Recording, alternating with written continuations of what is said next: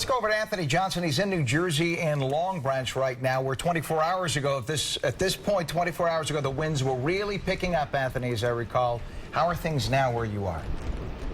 Hey, Ken, you know what? To be honest with you, it's still very windy down here right now. We're on the boardwalk here in Long Branch, New Jersey. We were here yesterday afternoon, and we could tell you people were gathering out here on the boardwalk.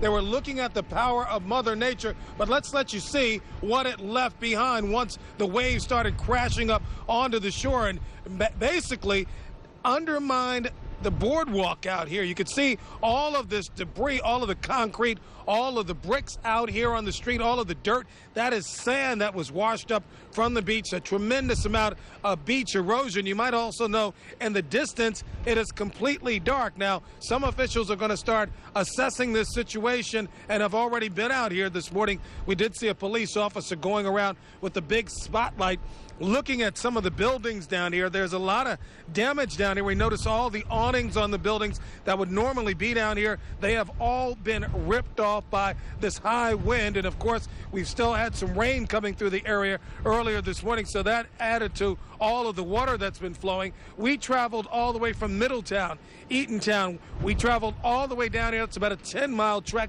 on 35 and 36.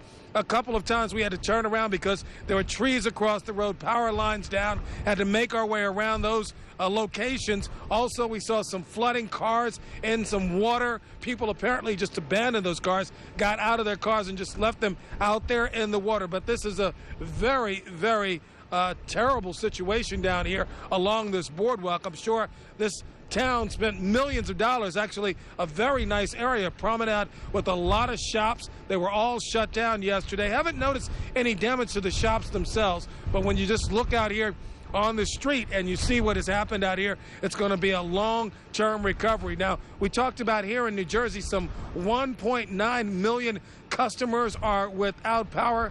Good news, our hotel had a generator, so the power pretty much stayed on. But once we left the hotel, we didn't see any lights anywhere, just a couple of places that did have generators, but there's been no power in this entire 10-mile stretch that we traveled. I'm sure it's much bigger and much broader than that, and it's going to be a long time before the crews can get in because, like we said, there's still a lot of trees down and a lot of lines down, so before they can get in, it's going to take some time. And with the wind still blowing, they told us already, they won't get up in the buckets, they won't try to fix the power lines until this wind dies down. And down here, it might be still blowing at about 50 miles per hour. You can see how tough it is out here just to stand here. Occasionally you get a gust that is very reminiscent of what it was like just yesterday when it really started to come in. Now, the good news about the ocean, which is off in the distance off to my left, it is starting to go back, starting to recede in the right direction, but it has destroyed a tremendous amount